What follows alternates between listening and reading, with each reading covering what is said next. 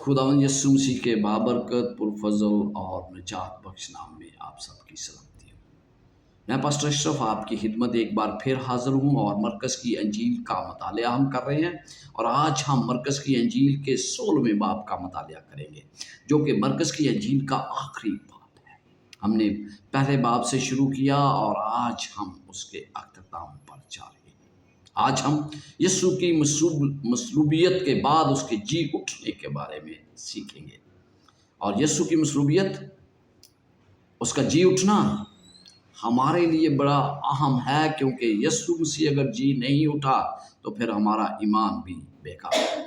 आइए, इससे पहले कि हम इसे सीखें, हम खुदा उनसे दुआ मांगते हैं कि वो हमें अपना रूह कुद्दस दे, जो हमारी रहनुमाई करे, ताकि हम इसको बेहतर तरीके से सीख सकें। आइए खुदा उनसे दुआ मांगते हैं। बहरोबर के खालिक और मालिक, हमारी ज़िंदगियों के मानी, हम तेरा शुक्र करते हैं, क्योंकि तू अजीम है, तेरी शफ़क़त अबदी है, तेरा प्यार निराला है। और यूँ ही खुदावंद, आज हम तेरे कलाम का मुतालिया करने लगे हैं, तो अपना रूह कुद्दस दे, जो हमारे ज़हनों पर असरअंदाज हो, ताकि हम इसको बेहतर तरीके से सीखने के काबिल हो जाए।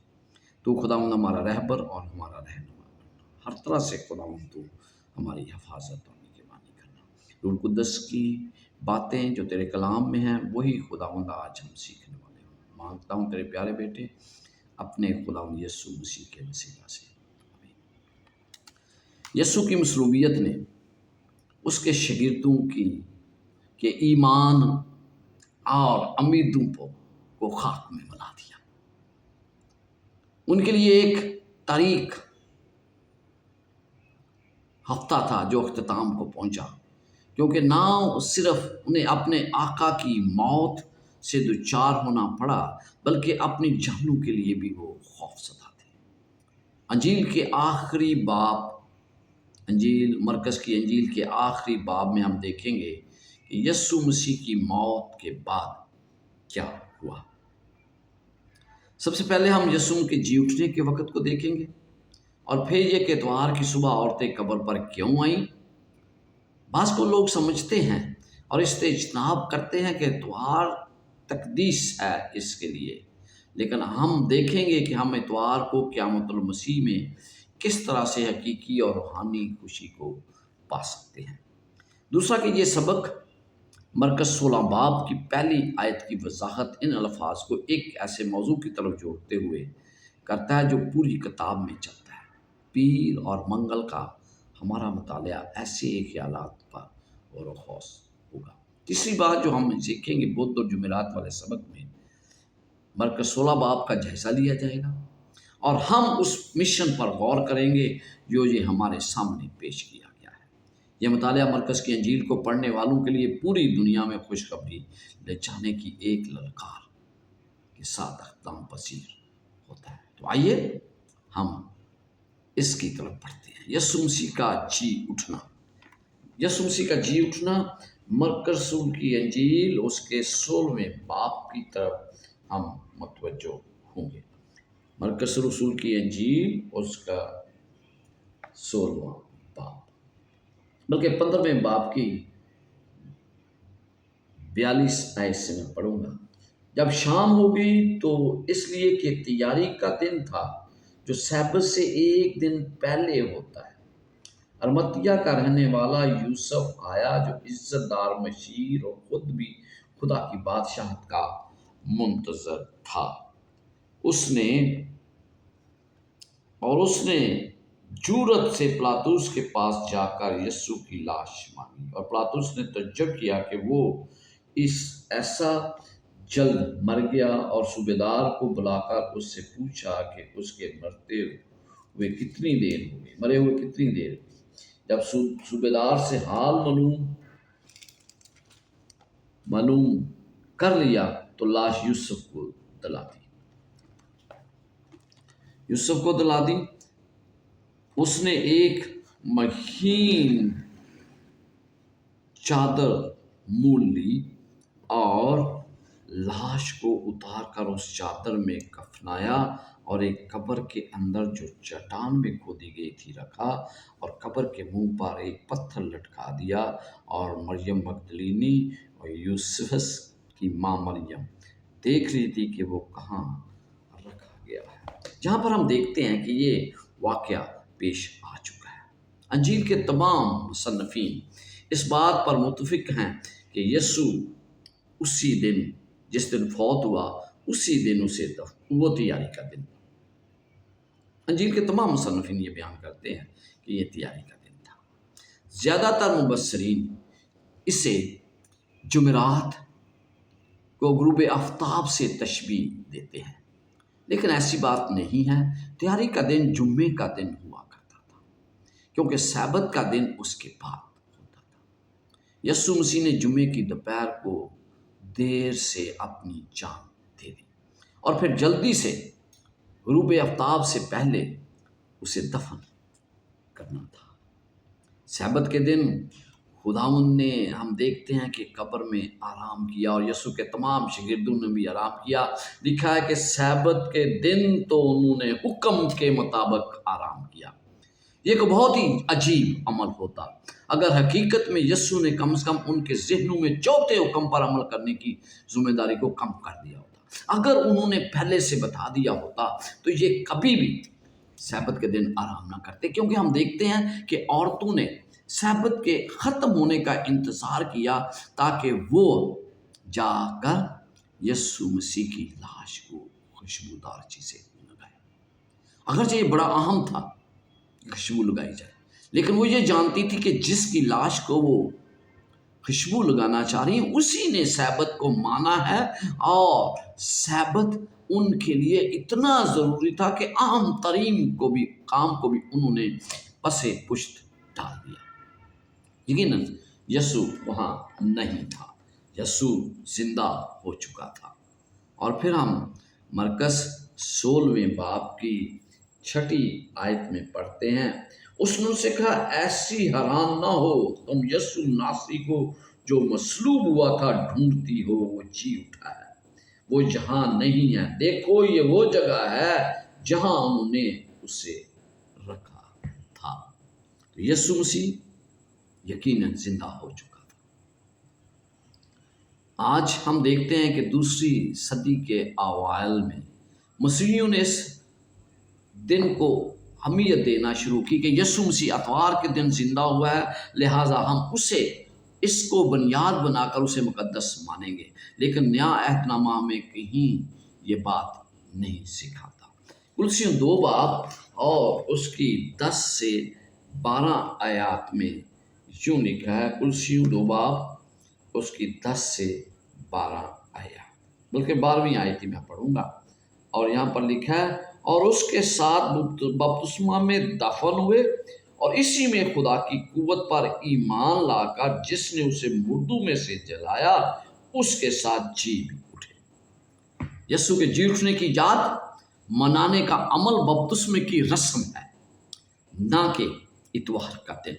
لکھا ہے، پس موت میں شامل ہونے کے بپتسمہ کے وسیلہ سے ہم اس کے ساتھ دفن ہوئے، تاکہ جس طرح مسیح باپ کے جلال کے وسیلہ سے مردوں میں سے جلایا گیا اسی طرح ہم بھی نئی زندگی میں چلیں۔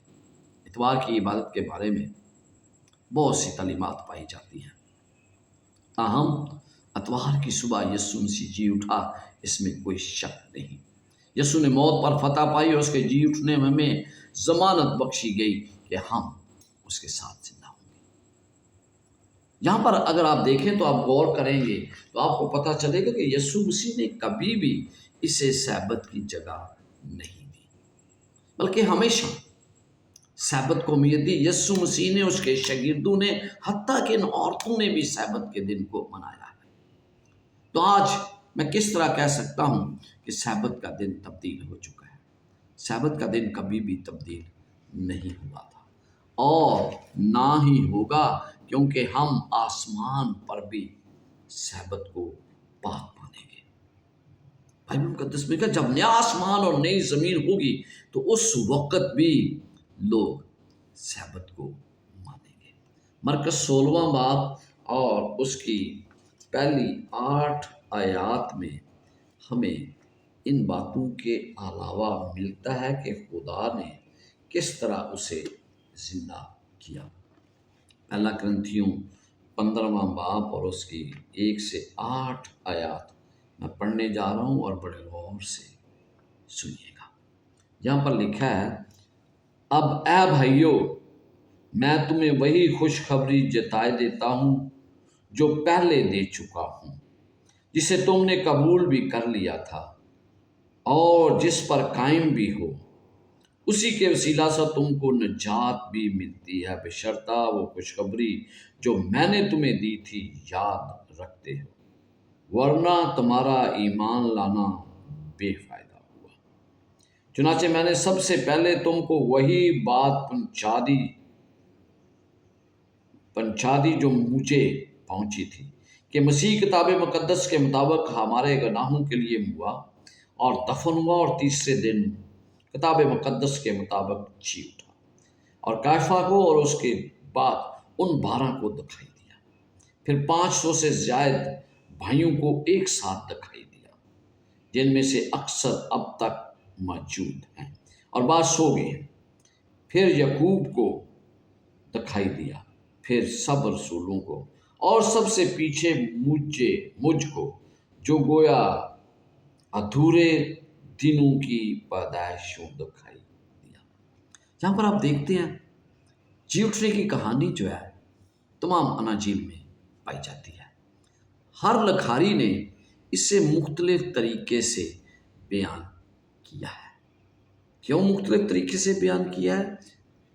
और जब हम इन तमाम अनाजील को जोड़ते हैं तो हमें पता चलता है कि हकीकत में ये क्या हुआ था, किस तरह ये कहानी पाया तकमील को पहुंचती है। पहले क्या हुआ, इसके बाद क्या हुआ, हम ये तमाम बातें बाइबल मुकद्दस की चारों अनाजील को जब यकजा होकर पढ़ते हैं, उन्हें इकट्ठा करके पढ़ते हैं, तो हमें पता चल जाता है कि यीशु मसीह यकीनन जी उठा था, और इसके जो वाक़यात हुए थे वो किस तरह हुए थे उसके बारे में हम सीखेंगे। पहली बात हम देखते हैं मरकज़ 16वां बाब और उसकी 9 आयत लिखा है, हफ्ता के पहले दिन जब वो सवेरे जी उठा तो पहले मरियम मगदलीनी को, जिसमें से उसने 7 रूहें निकाली थी, दिखाई दिया। क्या हुआ इस दिन, वाक़यात क्या हुए? पहली बात, फरिश्ता बुनछाल लाया और उसने कब्र को खोल दिया। पहरेदार फरिश्ते को देखकर मुर्दा से हो गए। मरियम मगदलीनी बैतनिया से कब्र पर आई। दूसरी खवातीन यरूशलेम से आई और फरिश्तों से उन्होंने बातें की। खवातीन वापस यरूशलेम गई। मरियम की अतला पर पतरस और यूहन्ना कब्र पर आए। यीशु मसीह मरियम मगदलीनी को दिखाई दिया। यीशु मसीह दूसरी खवातीन को दिखाई दिया। शागिर्दों ने यकीन ना किया, सिपाहियों को रिश्वत दी गई। यीशु मसीह पतरस को दिखाई दिया। यीशु मसीह अमूस के गांव की तरफ सफ़र करते हुए 2 शागिर्दों को दिखाई दिया। अमूस जाने वाले शागिर्द बाला खान में आ गए और यीशु मसीह बाला खाना में ज़ाहिर हुआ। ये थी वो तरतीब। इतने ज़्यादा गवाह यीशु मसीह के जी उठने के, तो हमें एक पता चलता है कि इसकी हकीकत क्या थी। यीशु ने बताया था कि मौत के बाद वो तीसरे दिन दोबारा जी उठेगा। यीशु उसी दिन मर गया जब हम तैयारी का दिन कहते हैं। हफ्ते के पहले दिन इतवार को वो जी उठा। उसके बाद सोमवार और मंगल आता है। इसके अलावा उसके पास वो एक, बाज़ लोग कहते हैं कि यीशु मसीह 3 दिन कब्र में नहीं रहा, लेकिन यहूदियों के पास एक गिनती का एक निज़ाम मौजूद था, जामिया तरीका मौजूद था। उसी तरह जुम्मा का दिन का कुछ हिस्सा जो है वो पूरा दिन तस्वर किया जाता था। इसीलिए जुम्मा जो पहला दिन गिना गया, हफ्ता जो है वो दूसरा दिन, और इतवार जो है वो तीसरा दिन। दूसरी सदी के आगाज़ में मसीहों ने पहले दिन को यीशु मसीह के जी उठने के दिन से तब्दील कर दिया, और इसकी वजह ये थी कि उन्होंने कहा कि यीशु मसीह जी उठा है। बाज़ लोगों को अजीब लगता है कि मसीह लोग जी उठे खुदावंद पर ईमान रखते हैं। यीशु के जी उठने के सबूत काफ़ी हैं, اور ان تمام ثبوتوں کو دیکھ کر ہم پہچان جاتے ہیں کہ یسوع مسیح کا جی اٹھنا معجزے کا تھا۔ خدا جس نے کائنات کو اور پھر زمین پر زندگی کو تخلیق کیا، اگر یسوع مسیح کو زندہ کرنے کا انتخاب کرتا تو یقیناً اس کے پاس اس کی قدرت طاقت موجود تھی۔ خدا کا وجود یسوع کے جی اٹھنے کو نہ صرف ناگزیر بناتا ہے بلکہ صرف معقول بھی بنا دیتا ہے۔ اس کے بعد یہ کہ قبر یقینی طور پر خالی تھی، یہاں تک کہ ملحد مورخین بھی اس حقیقت کو تسلیم کرتے ہیں۔ اگر ایسا نہ ہوتا اس کا جی اٹھنے کا دعویٰ شروع ہی سے ناکام ہو جاتا، کیونکہ وہاں اس کے بدن کی موجودگی اس کے جی اٹھنے کے دعوے کو ختم کر دیتی۔ اگرچہ سپاہیوں نے رشوت لے کر اس بات کا اقرار کیا کہ وہ یسوع کی لاش لے گئے ہیں، تو سب سے بہترین طریقہ یہ تھا کہ پلاطس یا یہودی لوگ یسوع مسیح کی لاش برآمد کر دیتے۔ کس طرح اس کے پہلے سے وہ یسوع مسیح کی لاش کو لے جا سکتے ہیں؟ پھر یہ وضاحت کہ انہوں نے چرا لی۔ یقیناً شاگردوں اور محافظوں کے وہاں ہوتے ہوئے وہاں سے گزر بھی نہیں سکتے تھے۔ اگر انہوں نے ایسے کیا ہوتا تو کیا لاش برآمد نہ ہوتی اور شاگردوں کو چوری کے الزام میں گرفتار نہ کیا جاتا؟ ہرگز ایسا نہیں ہوا۔ دوسری طرف کئی لوگوں نے گواہی دی کہ انہوں نے یسوع مسیح کو دیکھا ہے زندہ ہونے کے بعد۔ شاگردوں اور بہت سے لوگوں نے پہلے یقین نہیں کیا۔ اس طرح ایک سخت دشمن پولس نے بھی، ہم دیکھتے ہیں کہ وہ کہتا ہے میں نے یقین کیا اور اس نے اپنی زندگی دے دی۔ تمام شاگردوں نے اپنی زندگی دے دی۔ اگر یہ فرضی کہانی ہے تو پھر کس طرح ان تمام لوگوں نے اپنی زندگیاں اس کے لیے قربان کر دی ہیں؟ تو میرے عزیزوں، یہ کبھی نہیں ہو سکتا کہ یسوع مسیح کی زندگی کی کہانی ایک فرضی ہے اور اس کی موت بھی۔ اور پھر کوئی مسیح کلیسیا کس طرح قائم رہ سکتی ہے اگر وہ یسوع مسیح کے مرنے کی وضاحت نہیں کر سکتی؟ جنہوں نے یسوع مسیح کو جی اٹھنے کا دعویٰ کیا ہے، یہ وہ لوگ تھے جو اس بات کے مرنے کے لیے بھی تیار تھے اور انہوں نے اپنی زندگیاں اس کے لیے دی ہے۔ اگر یہ سب کچھ جھوٹ ہوتا تو کیا وہ ایسا کرتے؟ اگر آپ سے کوئی مسیح کے جی اٹھنے کا ثبوت مانگے تو آپ کیا جواب دیں گے؟ حقیقت میں اس بات کو سوچئے گا کہ آپ کے پاس کیا جواب ہوگا۔ جب ہم دیکھتے ہیں کہ یہ عورتیں جو قبر پر آئیں، خوشخبری، لیکن ان سے کہا کیا گیا سب سے پہلے، لیکن مرکز 16 باب 7 آیت میں لکھا، لیکن تم جا کر اس کے شاگردوں اور پطرس سے کہو کہ وہ تم سے پہلے گلیل کو جائے گا، تم وہیں اسے دیکھو گے جیسا اس نے تم سے کہا تھا۔ یہ عورتوں سے فرشتہ کہہ رہا ہے۔ کیوں وہ شاگردوں اور خاص طور پر پطرس کا نام لیتا ہے؟ کیونکہ پطرس نے جس طرح خداوند یسوع مسیح پر لعنت کی تھی، پطرس شاید اپنے آپ کو معاف نہیں کر رہا تھا۔ اس لیے فرشتے نے کہا کہ پطرس کو بھی کہہ دو کہ یسوع مسیح اس سے ملنا چاہتا ہے۔ سب سے پہلے خالی قبر کو دیکھنے والی کچھ عورتیں تھیں جو یسوع کے جسم کو خوشبودار چیزیں لگانے کے لیے آئی تھیں۔ انہیں یقین دلانے کے بعد کہ یسوع جی اٹھا ہے، فرشتہ جو قبر پر ٹھہرا ہوا تھا اس نے انہیں حکم دیا کہ وہ اس واقعے کی اطلاع شاگردوں اور پطرس کو دیں۔ ان واقعات کے جوش و خروش کے ساتھ وہ خوف زدہ ہوئے، بغیر کسی کو بتائے واپس چلی گئی۔ 8ویں آیت میں لکھا ہے، راستے میں یسوع خود ان کے سامنے نمودار ہوا اور ان کی حوصلہ افزائی کی کہ وہ اس کے جی اٹھنے کی خبر بغیر کسی خوف کے دیں۔ یسوع مسیح کی زندگی، موت اور جی اٹھنے کے واقعات ایسے نہیں تھے جن کے بارے خاموشی اختیار کی جائے۔ یسوع کا حکم ہے، تم تمام دنیا میں جا کر ساری خلقت کے سامنے انجیل کی منادی کرو۔ عورتوں اور شاگردوں کی طرح ہمیں یہ خوشخبری تمام دنیا کو دینے کے لیے کہا گیا ہے۔ تو ہم اگرچہ انجیل کو پڑھنے والا یہ جانتا ہے کہ یسوع ہی مسیح ہے، مگر وہ غیر بدرو گرفتہ پہلا شخص مسیح کو مسیح قرار دیتا ہے، جس کا ذکر ہم مرکز 8 باب 29 آیت میں پڑھتے ہیں۔ پھر ہم دیکھتے ہیں یہ اقرار سب سے پہلا شخص کس نے تھا جس نے یسوع مسیح کو مسیح مانا؟ وہ یقیناً پطرس تھا، جس کا ذکر ہم مرکز 8 باب اور اس کی 29 آیت میں پڑھتے ہیں۔ یہ اقرار آدھی کتاب تک پہنچنے تک سامنے آتا ہے اور پہلے نہیں، اس سے پہلے کسی نے اقرار نہیں کیا تھا۔ مرکز کی پوری انجیل میں یسوع لوگوں کو ان کی شفا یابی سے متعلق اور ان کے اصل ذات سے متعلق کچھ بھی کہنے سے باز رکھتا ہے۔ سب سے پہلے مرکز 1 باب 44 آیت میں وہ ایک کوڑی سے کہتا ہے کہ وہ اپنی شفا کے بارے میں کسی کو نہ بتائے۔ مرکز 5 باب 43 آیت میں وہ یائروس کی بیوی سے کہتا ہے کہ وہ اپنی بیٹی کے زندہ کیے جانے کے بارے میں کسی کو نہ بتائے۔ مرکز 7 باب اس کی 36 آیت میں وہ ایک گروہ سے کہتا ہے کہ وہ لوگوں کو اس کے بہرے اور گونگے شخص کو شفا دینے کے بارے میں نہ بتائے، اور پھر وہ اپنے شاگردوں کو حکم دیتا ہے کہ وہ لوگوں کو یہ نہ بتائیں کہ وہ مسیح ہے۔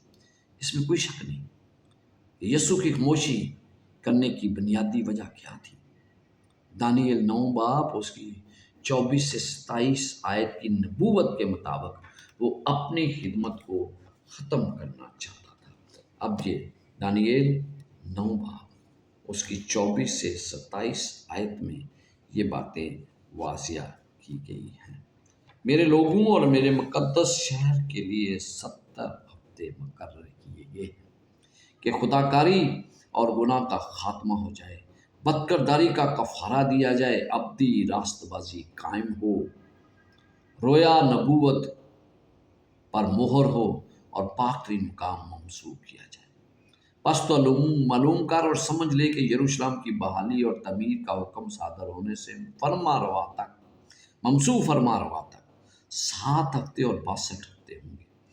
تب پھر بازار تعمیر کیے جائیں گے اور فصیل بنائی جائے گی، مگر مصیبت کے ایام اور 62 ہفتوں کے بعد وہ ممسوح قتل کیا جائے گا اور اس کا کچھ نہ رہے گا، اور ایک بادشاہ آئے گا جس کا لوگوں کے شہر و مقدس کو ممسار کریں گے، اور اس کا انجام گویا طوفان کے ساتھ ہوگا، اور آخر تک لڑائی رہے گی۔ بربادی مقرر ہو چکی ہے، اور وہ 1 ہفتہ کے لیے بہتوں سے عہد قائم کرے گا، اور نصف ہفتہ میں ذبیحہ اور ہدیہ موقوف کرے گا، اور فصیلوں پر اچڑنے والی مکروہات رکھی جائیں گی، یہاں تک کہ بربادی کمال کو پہنچ جائے گی، اور وہ بلا جو مقرر کی گئی ہے اس اجاڑنے والے پر واقع ہوگی۔ وہ اس نبوت کے مطابق اپنی زندگی کو ختم کرنا چاہتا تھا، اپنی خدمت کا خاتمہ اس پیشن گوئی کے مطابق کرنا چاہتا تھا، اس لیے وہ وقت سے پہلے کسی کو بھی یہ بتانے کے لیے تیار نہیں تھا کہ اس کا وقت کیسے آنے والا ہے۔ اب جی اٹھنے کے وقت جب انہیں بتایا گیا کہ وہ جی اٹھا ہے تو عورتیں خوف زدہ اور حیران ہو کر قبر سے بھاگ گئی تھی۔ انہوں نے شروع میں کسی سے کوئی بات نہ کی، تاہم خاموشی زیادہ دیر قائم نہیں رہتی۔ لکھا ہے پھر انہوں نے نکل کر ہر جگہ منادی کی اور خداوند ان کے ساتھ کام کرتا رہا۔ جو کچھ یسوع نے ہمارے لیے کیا ہمیں اس کے بارے خاموش نہیں رہنا چاہیے۔ آج آپ کس کو مسیح کی اور خدا کے نجات کے منصوبے کے بارے میں بتا سکتے ہیں؟ پھر ہم مریم اور یسوع مسیح دوسرے لوگوں پر ظاہر ہوتا ہے، اس کی تفصیلات میں نے ابھی آپ کو بتائی کہ کس طرح یسوع زندہ ہوا، مریم مگدلینی کو دکھائی دیا، دوسری عورتوں کو دکھائی دیا۔ اہم بات ہے کہ یہ عورتیں تھیں، جی اٹھنے کی گواہی عورتوں نے تھی۔ قدیم زمانے میں خواتین کو گواہی کے لیے اہم مقام حاصل نہیں تھا، اس لیے اگر یہ کہانی من گڑھ ہوتی تو پہلے گواہ کے طور پر مردوں کا نام لیا جاتا۔ یہاں پر عورتوں کا ذکر کیا ہے، یہاں پر کسی مرد کا ذکر نہیں جو کہ سچی کہانی کی داستان بیان کر دیا۔ اگر اسے فرضی کہانی تو فرضی میں پہلے مرد کا نام ڈالا جاتا، کیونکہ عورتوں کی گواہی قبول کرنے کے لیے کوئی بھی تیار نہیں تھا۔ وہ شاگردوں کو یہ خوشخبری سنانے جاتی ہے، لیکن حیران کن بات یہ ہے کہ وہ ان کی گواہی پر یقین نہیں کرتے، غالباً اس لیے یہ ناممکن لگ رہا تھا، اور کیونکہ بدقسمتی مریم ایک عورت تھی اس لیے وہ اس کی بات کو سننے کے لیے بھی تیار نہیں تھے۔ یسوع کے جی اٹھنے کی کہانی کے لیے نقادوں نے اس حقیقت کو استعمال کیا ہے کہ وہ عورتیں تھیں जिन्होंने यीशु को पहले देखा, जो कि कहानी की सच्चाई के लिए ताकतवर सबूत बनती है। मरकस 16वां बाब और उसकी 14वीं आयत पढ़े। अगर ये फर्जी कहानी और मनगढ़ंत कहानी होती तो कौन सी चीज़ बेतुकी होती है। 16 बाब और उसकी 14वीं आयत, यहाँ पर लिखा है, फिर वो उन 11 को भी जब खाना खाने बैठे थे दिखाई दिया, और उसने उनकी बेइत्तेकादी और सख्त दिली पर उनकी मलामत की, क्योंकि जिन्होंने उसके जी उठने के बाद उसे देखा था उन्होंने उसका यकीन न किया था। बिलाशुबा अगर वो कहानी बना रहे होते तो कभी भी शागिर्द ये चीज़ न लिखते, अपने बारे में खुद को इतना बुरा जाहिर न करते। यीशु को उनकी दिली सख्ती की वजह से डांटना पड़ा और उन्होंने बिल्कुल हूबहू वो कहानी लिखी। फर्जी कहानी में आप अपने आप के बारे में गलत बातें नहीं लिखते। उसकी गिरफ्तारी से वक़्त से लेकर जी उठने के बाद जाहिर होने तक अंजील के बयानात यीशु के पैरोकारों को एक इंतहाई मनफी तौर पर बयान करते हैं। मनफी तौर पर उनके पर रोशनी डाली गई है कि वो क्या है, भागना, इनकार करना, बेइत्तेकादी, यीशु मसीह को देखना, यकीन न करना, वगैरह वगैरह। अगर ये फर्जी कहानी होती तो इसका कोई मतलब न होता। इसके बरक्स उसका जी उठे मसीह के बारे में बहस का जरूरतमंदाना और गैर मुतज़िल बयान, और वो उम्मीद जो वो हर किसी को पेश करता है उसके दावों की सच्चाई के लिए ताकतवर सबूत पेश करता है। हम खुद को शक और बेयकीनी करने के चंगल से किस तरह बचा सकते हैं। मसीह के साथ रोज़ मरना और फिर जीना कितना ज़रूरी है। हम जब इन बातों को देखते हैं तो हमें पता चलता है कि खुशखबरी देने वाले लोग क्या थे। फिर हम देखते हैं कि इसके बाद क्या हुआ। तमाम दुनिया में जाकर यीशु मसीह ने कहा कि मुनादी करो। बाइबल मुकद्दस में लिखा है, यीशु मसीह ने जब उन शागिर्दों को डांटा तो उसके बाद क्या हुआ। 16वीं आयत में 15वीं आयत में लिखा है, 16वां बाब, और उसने उनसे कहा, तुम तमाम दुनिया में जाकर सारी खलकत के सामने अंजील की मुनादी करो। जो ईमान लाए बपतिस्मा ले वो निजात पाएगा, और जो ईमान ना लाए मुजरम ठहराया जाएगा। और ईमान लाने वालों के दरमियान ये मोजज़े होंगे, वो मेरे नाम से बदरूहों को निकालेंगे, नई नई ज़ुबानें बोलेंगे और सांपों को उठा लेंगे, और अगर कोई हलाक करने वाली चीज़ पिएंगे तो उन्हें कुछ ज़र ना पहुँचेगा। वो बीमारों पर हाथ रखेंगे तो अच्छे हो जाएंगे। अगर खुदावंद यीशु उनसे कलाम करने के बाद आसमान पर उठाया गया और खुदा की दाहिनी तरफ बैठ गया। फिर उन्होंने निकलकर हर जगह मुनादी की, और खुदावंद उनके साथ काम करता रहा और कलाम को उन मोजों के वसीला से जो साथ साथ होते थे साबित करता रहा। अभी अपने शागिर्दों के लिए यीशु के पहले अल्फाज मरकस 16:14 में पाए जाते हैं। दर्जा वो उनकी बेइत्तेकादी और सख्त दिली के लिए उनकी सरजश करता है। बेइत्तेकादी का ये सवाल मखस एक जदीद मसला नहीं है। जैसा कि हम पहले भी देख चुके हैं कि यीशु के असल शागिर्दों ने इत्मीनान रखने के साथ जद्दोजहद की। अगरचे वो जिस्मानी तौर पर खुद को यीशु के साथ थे और बार बार मुझसे भी देखते थे, ताहम मुख्तलिफ सबूतों ने उन पर अपने जी उठने की हकीकत को ज़ाहिर किया। यीशु अपने शागिर्दों को खुशखबरी को दुनिया तक ले जाने का हुक्म देता है। उसका हुक्म वसी था, उन्हें दुनिया में जाना था और तमाम मखलूक़ात को ये खुशखबरी सुनानी थी। मुनादी के बाद यीशु उनके काम के नताइज की वज़ाहत करता है कि वो ईमान लाने वाले निजात पाएंगे, कि क्या होगा जो ईमान लाएंगे, उनकी मुनादी के नतीजे में क्या कुछ होने वाला है। कि बहुत से लोग ईमान लाएंगे, लेकिन बहुत से लोग جو ایمان نہیں لائیں گے وہ یقیناً سزا پائیں گے۔ تو آج میرے لیے اور آپ کے لیے بھی یہی پیغام ہے کہ اگر ہم ایمان نہیں لاتے تو پھر ہم بھی سزا پائیں گے۔ یسوع ان نشانات کا بھی ذکر کرتا ہے جو شاگردوں کے کام کرنے کے ساتھ ہوں گے۔ بزرگوں کو نکالنا، نئی نئی زبانیں بولنا، نقصان سے تحفظ اور بیماروں کو شفا دینا۔ کچھ لوگوں نے غلطی سے مرکز 16 باب 18 آیت کو مسیحیوں کو زہریلے سانپوں کو اٹھا کر اپنا ایمان ظاہر کرنے کے اسباب سے تبدیل کرنے کی کوشش کی ہے۔ بہت سے لوگ کہتے ہیں کہ سانپوں کو اٹھا لے، زہر پی لے، آپ کو کچھ نہ ہوگا کیونکہ آپ کا ایمان ہے۔ حوالہ اس قسم کی کوئی بات حتی کہ اس کاروائی کی اجازت نہیں ہے۔ اس میں یسوع جو بیان کر رہا ہے وہ مکمل تحفظ تھا۔ جب بھی کوئی اس کے مشن میں شامل ہوتا ہے، جیسے کہ پولس رسول جس نے دوسروں کی خدمت کی، اعمال 28 باب میں ہم دیکھتے ہیں۔ یقیناً بائبل یہی نہیں سکھاتی کہ مسیح ہمیشہ نقصان سے محفوظ رہیں گے۔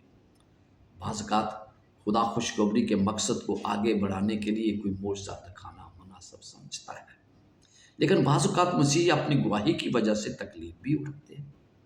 ایسی حالت میں ان کا صبر اور استحکام غیر ایمانداروں کے لیے ایمان کی طاقت کی ایک اور نشانی بن جاتا ہے۔ اور پھر سب کچھ کرنے کے بعد یسوع نے وہاں کیا کہا، وہ آسمان پر اٹھایا گیا اور خدا کی دائیں طرف بیٹھ گیا۔ یسوع خدا کے دائیں ہاتھ پر بیٹھنے کے لیے اوپر چڑھ گیا ہے، جو کہ اعلیٰ طاقت کا مقام ہے، کیونکہ یسوع نے تمام برائی کی قوتوں کو شکست دے دی تھی۔ یسوع نے کہا، دیکھ میں دنیا کے آخر تک تمہارے ساتھ ہوں۔ اس بات سے ہمیں کہاں تک تسلی ملتی ہے؟ جب آپ خدا کے کلام کو سنانے جاتے ہیں تو پھر اس بات کا یقین کریں کہ یسوع مسیح آپ کے ساتھ ہے۔ ایمانداروں کے لیے مسیح قیامت اور زندگی ہے۔ ہمارے نجات دہندہ کے ذریعے وہ زندگی جو گناہ کے باعث کھو چکی تھی بحال ہو گئی ہے، کیونکہ اس میں زندگی ہے۔ وہ جس کو چاہے زندہ کرے گا، اسے حق حاصل ہے کہ جس کو چاہے ابدی زندگی عطا کرے۔ وہ زندگی جو اس نے نوع انسانی کے لیے دے دی، وہ دوبارہ لیتا ہے، وہ نوع انسانی کو دیتا ہے۔ اس نے کہا، میں اس لیے آیا کہ وہ زندگی پائیں اور کثرت سے پائیں، مگر جو کوئی اسے پانی میں سے پیے گا جو میں اسے دوں گا، وہ ابد تک پیاسا نہ ہوگا، بلکہ جو پانی میں اسے دوں گا وہ اس میں ایک چشمہ بن جائے گا جو ہمیشہ کے لیے جاری رہے گا۔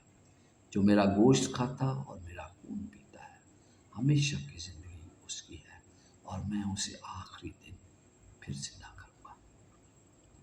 ایمانداروں کے لیے موت ایک معمولی بات ہے۔ مسیح کسی نہ کسی طرح اور پھر بھی زندہ کرے گا۔ اگر کوئی شخص میرے کلام پر عمل کرے گا تو ابد تک کبھی موت کو نہ دیکھے گا۔ مسیحی کے لیے موت نیند کے مشابہ ہے۔ تھوڑے سے عرصے کے لیے خاموشی، یہ تاریکی زندگی یسوع مسیح کے ساتھ خدا میں چھپی ہوئی ہے، اور جب مسیح جو ہماری زندگی ہے ظاہر کیا جائے گا تو تم بھی اس کے ساتھ جلال میں ظاہر کیے جاؤ گے۔ بہت سے ملحد جو مسیح کو نہیں مانتے، وہ یسوع مسیح کے جی اٹھنے کی حقیقت کو قبول نہیں کر سکتے۔ وہ صرف یہ تسلیم کرتے ہیں کہ یسوع مسیح کو قتل کر دیا گیا تھا، بلکہ اس کی موت کے بعد بہت سے لوگوں نے دعویٰ کیا کہ انہوں نے جی اٹھے مسیح کو دیکھا ہے، اور اس کے نتیجے میں انہوں نے ایک مؤثر طور پر کلیسیا کو تشکیل دیا۔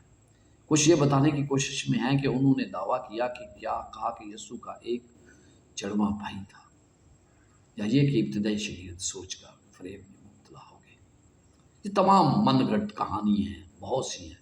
انہوں نے یسوع کو دیکھا، دوسروں نے کہا کہ یسوع واقعی کبھی نہیں مرے بلکہ صرف بے ہوش ہوئے، پھر بعد میں بحال ہو گئے۔